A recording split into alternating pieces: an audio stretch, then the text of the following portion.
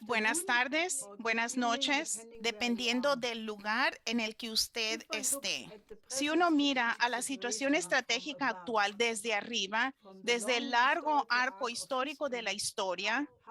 ¿cómo debería la humanidad dotarse de instituciones que garanticen su supervivencia a largo plazo, así como desde la dinámica actual entre una China y Asia en ascenso en general y un sistema liberal occidental en decadencia? Parece obvio que el resultado de esta era histórica debe ser un nuevo paradigma en las relaciones internacionales. La continuación de la geopolítica que actualmente nos ha llevado al borde de la guerra nuclear y cuya locura no se expresa más claramente que en la doctrina militar expresada en la maniobra Global Lightning que acaba de tener lugar y supone que haya una guerra nuclear prolongada. La geopolítica que le dio al mundo dos guerras mundiales en el siglo XX,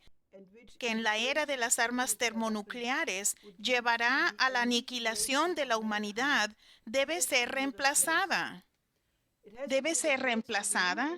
por una arquitectura de seguridad internacional que garantice los intereses de seguridad de todas las naciones del planeta, incluidas Rusia y China, así como los países en desarrollo. Se atribuye a Confucio la idea: lo primero para resolver un problema es poner en orden las nociones, las ideas. Porque si las ideas están desordenadas, eso lleva a malentendidos, lo que lleva a peleas, a la sacudida de los cimientos del Estado, y no puede haber armonía en el mundo.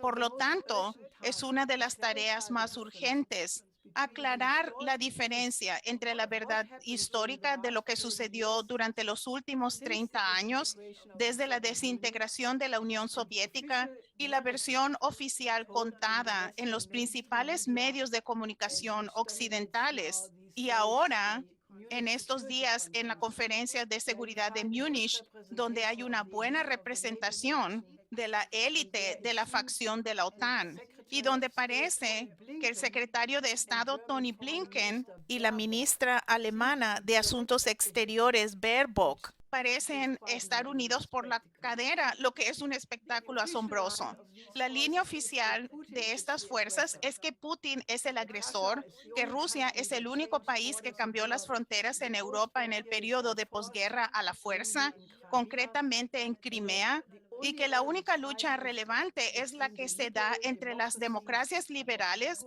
y los estados autocráticos agresivos, que son obviamente malos, que la OTAN nunca hizo nada malo y que Rusia está negando el derecho de los países soberanos como Ucrania a elegir la alianza de la que quiere formar parte. Lo que no quieren ciertos medios y ciertos políticos es que haya una investigación histórica precisa de cómo evolucionó esta situación. Pero para dejar las cosas claras, es la precondición indispensable para llegar a una resolución positiva de la situación actual. El colapso de la Unión Soviética no probó la superioridad del modelo liberal occidental. Se derrumbó exactamente por las razones identificadas por Lyndon LaRouche en 1984. Su devoción a la doctrina de Ogarkov, la negativa a aceptar la oferta del presidente Reagan de cooperar en lo que después se llamó la Iniciativa de Defensa Estratégica, de la que fue autor mi esposo, Lyndon LaRouche, y el apego a los principios de lo que el economista soviético Preobrazhensky había denominado la acumulación socialista primitiva. El Papa Juan Pablo II advirtió enfáticamente que el Occidente no debería sacar la conclusión de que era moralmente superior, y la prueba, él señaló, fue la condición del desarrollo, del sector en desarrollo, que era pobre y subdesarrollado como un subproducto de ese sistema liberal Central Occidental. En este periodo, entre la caída del muro de Berlín y la desintegración del Pacto de Varsovia, existía la posibilidad real de algo completamente nuevo. El comunismo había desaparecido, el Occidente ya no tenía más enemigos y Lyndon LaRouche y su movimiento propusieron por primera vez el triángulo productivo de París, Berlín, Viena y luego el puente terrestre eurasiático como la base para la creación de un orden de paz para el siglo XXI. El ex embajador de Estados Unidos en Moscú, Jack Matlock, ha dicho repetidamente de manera enfática que la Unión Soviética no representó una amenaza en los últimos años de su existencia y que la Guerra Fría no terminó con la Unión Soviética, sino que en realidad había terminado 2 años antes, porque Gorbachev había estado de acuerdo con la democratización de Europa Oriental y varias reformas internas, por lo que una gran parte de la población rusa lo odiaba y lo consideraba un traidor, a diferencia de la gente en el occidente que coreaba en Alemania, que siempre decían Gorby, Gorby, Gorby. El argumento de que nunca hubo una promesa a Rusia de que la OTAN no se expandiría hacia el este es una mentira flagrante y la han denunciado los testigos contemporáneos como Matlock. Está la discusión del entonces secretario de Estado de Estados Unidos, James Baker III, el 9 de febrero de 1990, donde le confirmó a Gorbachev que la OTAN no se movería una pulgada hacia el este. Y muy recientemente, de manera espectacular, Roland Dumas, el entonces ministro de Relaciones Exteriores de Francia, obviamente debido al agudo peligro de guerra, rompió su silencio de muchos años hace 5 días y testificó en una larga entrevista en la revista francesa Las Crisis, lo que le había dicho a nuestro representante francés Jacques Cheminade en privado hace 3 años, que en esos días se estaba llevando a cabo una negociación muy importante sobre el desarme y la desmilitarización del Pacto de Varsovia. Y Dumas dijo, y la discusión comenzó de la siguiente manera. Fue el diplomático ruso a través de Gorbachev y también a través del ministro del Exterior ruso Shevardnadze, quien pidió la palabra y dijo, nosotros, la delegación rusa, queremos saber qué va a pasar con el armamento de la OTAN en el contexto del desarme y exigimos, lo recuerdo muy bien, fue muy formal, que las tropas aliadas observen 2 obligaciones. La primera, en la que él fue muy sentimental, es referente al mantener a los monumentos en todos los países soviéticos a la gloria del ejército soviético.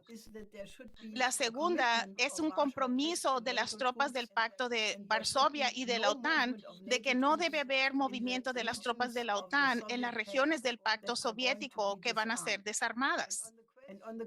Sobre la cuestión de por qué esto no se incluyó en los tratados actuales, él dijo, esto no se mencionó. Es decir, que la gente tan cautelosa como los estadounidenses y la gente de la Alianza Atlántica no pedimos que se grabara. Es posible, pero en relación con el carácter de la discusión general, es decir, un intento de desarme para acabar con el riesgo de la guerra, porque eso es lo que contaba,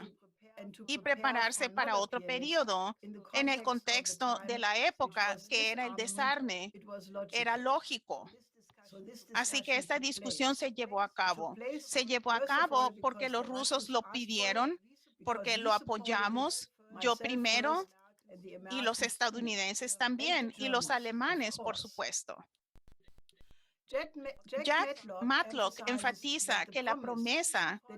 que incluso antes del final de la Unión Soviética se aceptaba generalmente que la seguridad tenía que ser la seguridad para todos y que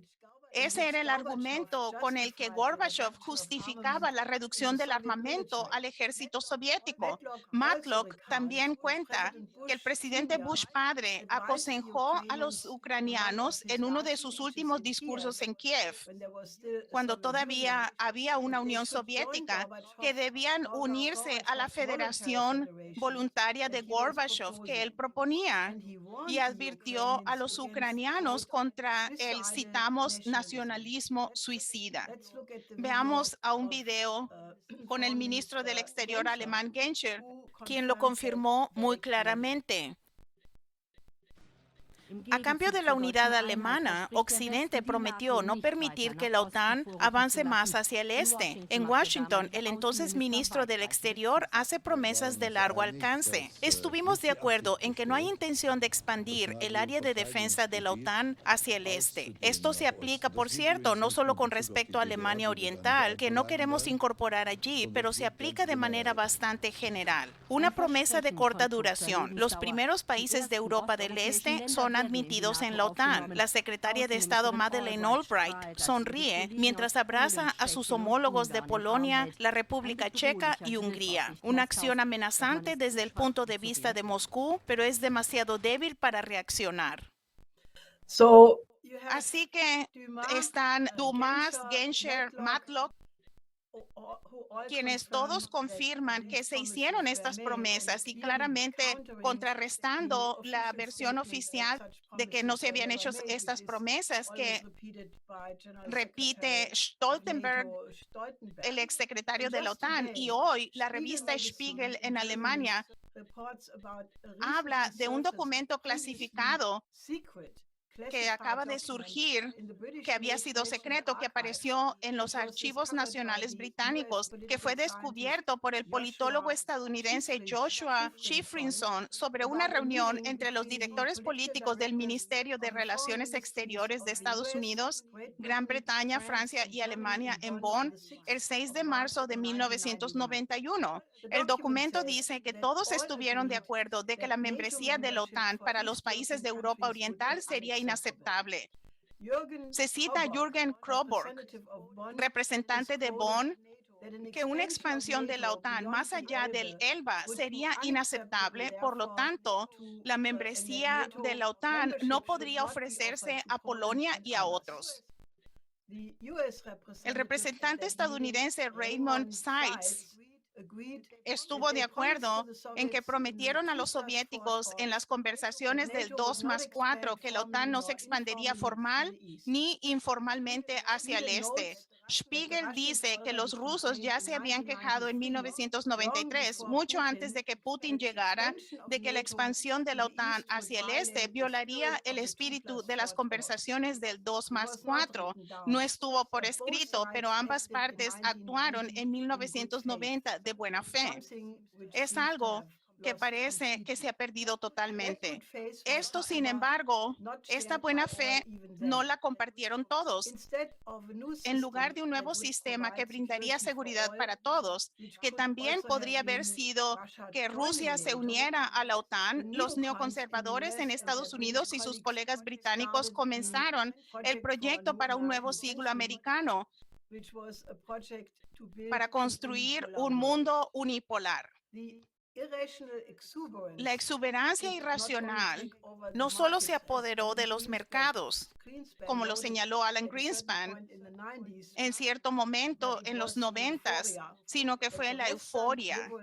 que el sistema liberal occidental había, citamos, ganado la Guerra Fría, que se convirtió en la versión que reemplazó al hecho histórico. El argumento tonto y completamente erróneo de Francis Fukuyama sobre el fin de la historia, lo que significa que la democracia liberal se expandería a todos los países del planeta, comenzó a tender una cortina de humo en las mentes de las instituciones occidentales. Sin embargo, los medios por los que se suponía que este mundo unipolar iba a surgir no eran tan bonitos. Las revoluciones de color naranja, rosa, blanca, amarilla, árabe, casi todo el espectro del arco iris se promovió a través de miles de millones de dólares.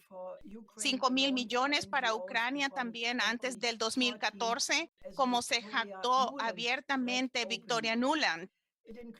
Incluyó el apoyo a un golpe de Estado en Kiev en el 2014, que llevó al poder a elementos nazis que confesaban abiertamente ser de la tradición de Stepan Bandera, redes que habían sido mantenidas por los servicios de inteligencia de la OTAN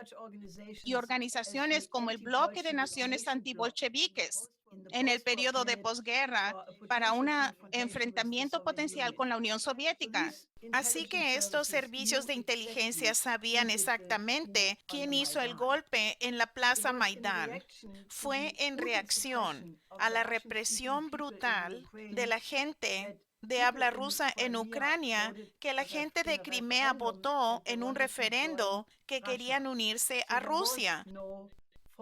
por lo que no hubo un cambio forzado de las fronteras de Crimea. Fue un referendo legítimo de la población de Crimea.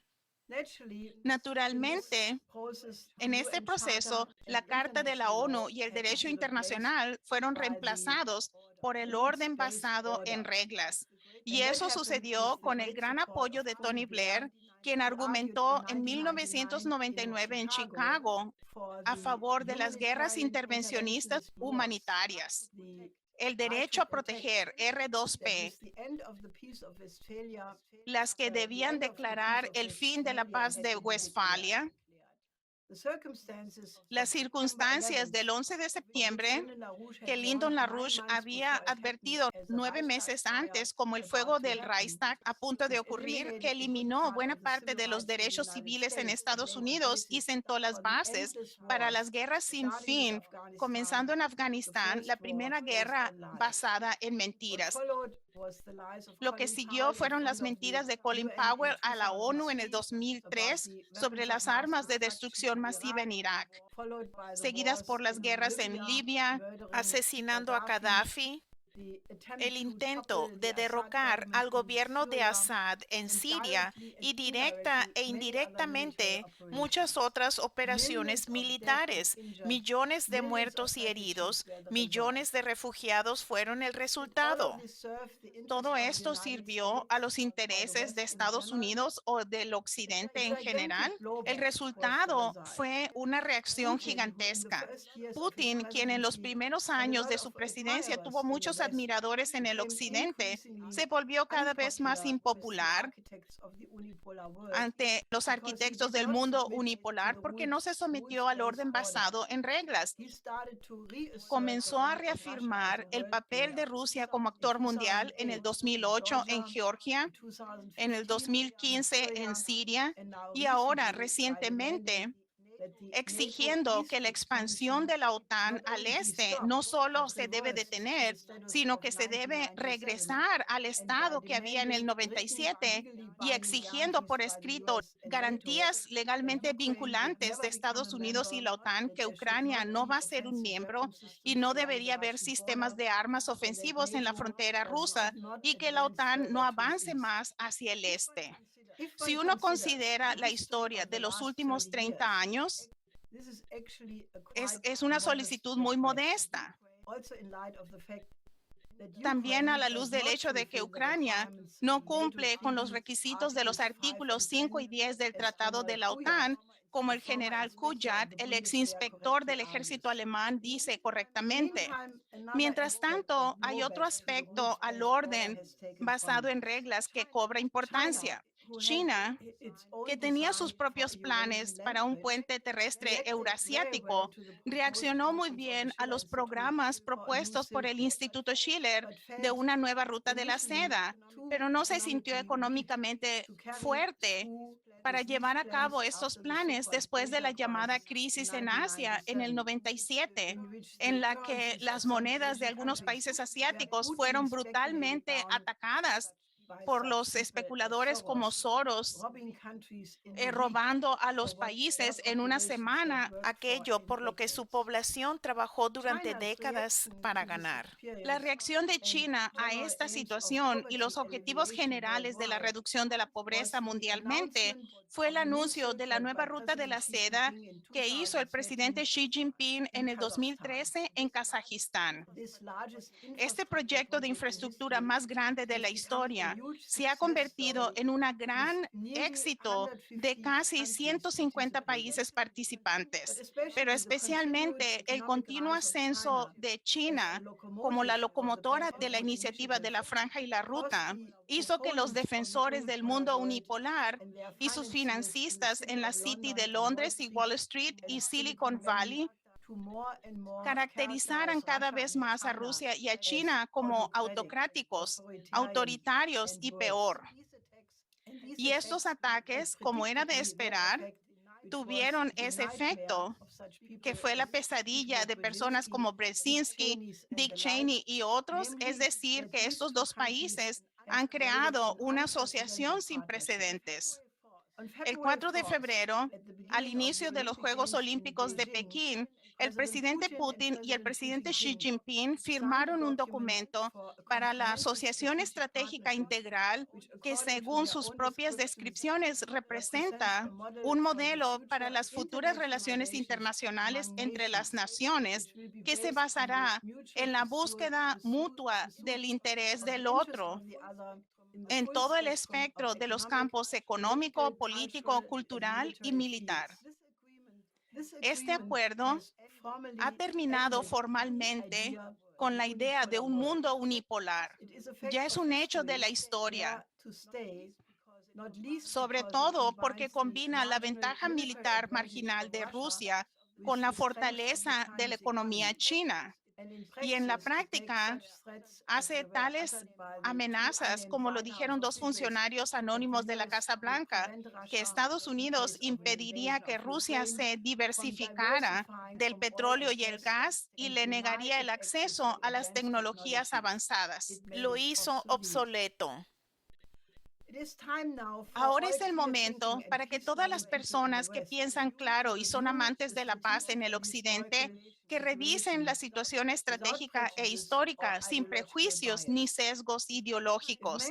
Para que la humanidad tenga un futuro seguro y feliz, tenemos que abandonar el pensamiento en términos geopolíticos de enfrentamiento y reemplazarlo con un plan de cooperación de todas las naciones para un futuro compartido de la humanidad,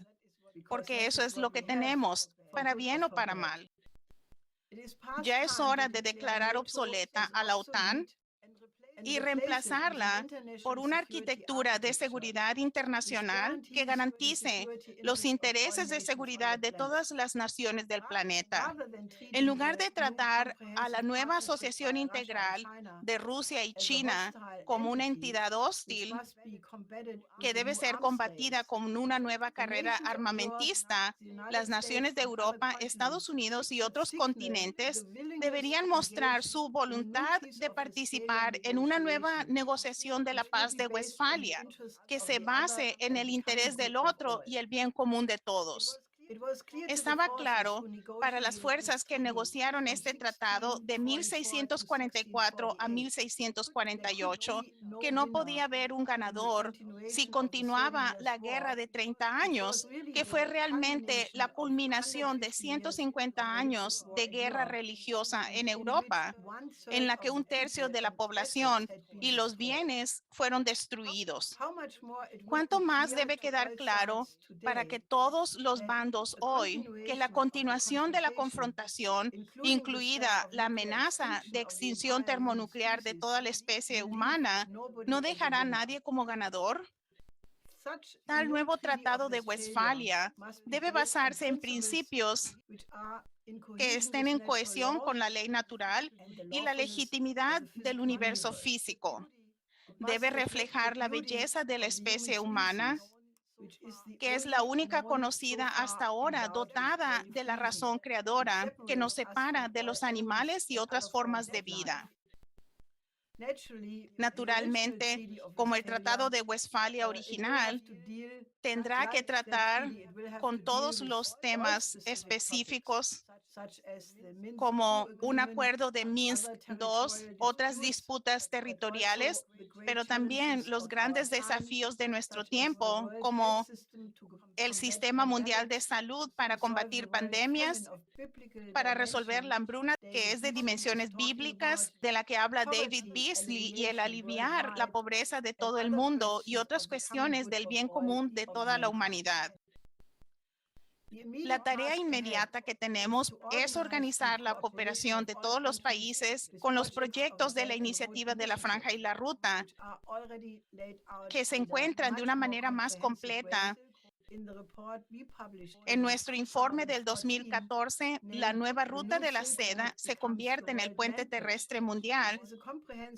que es un plan completo para el desarrollo y la integración de todos los continentes. Debe lidiar con el peligro de un colapso sistémico del sistema financiero transatlántico, para el cual las 4 leyes de Lyndon LaRouche, que él creó hace muchos años, son el remedio disponible. Y debe definir aquellas áreas de cooperación internacional indispensables, como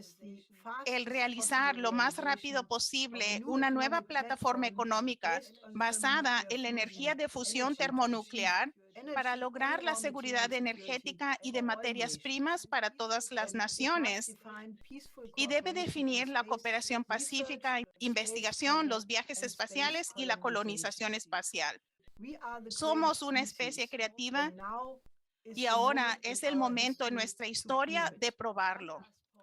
Un último punto. Si uno compara el éxito de la paz de Westfalia con el fracaso total del Tratado de Versalles, porque no tuvo en cuenta los intereses de todos los participantes, sino solo el preludio a la siguiente guerra mundial, sería obvio que se debe defender el principio de la soberanía de todas las naciones unidas por un objetivo superior de una sola humanidad. Así que debemos volver al espíritu de la caída del muro de Berlín, que pudo haber sido una hora estelar de la humanidad, eine Sternstunde der Menschheit, y el potencial del acuerdo 2+4, que no solo fue un tratado de paz de facto para Alemania, finalizando el periodo de posguerra y estableciendo la soberanía alemana, pero como todo el mundo sabe, debido a los siguientes sucesos descritos antes, esa soberanía nunca llegó a la mente de los alemanes, donde, a diferencia de Francia, donde los soberanistas son la mayoría, la palabra soberanista ni siquiera la conoce el ciudadano promedio en Alemania.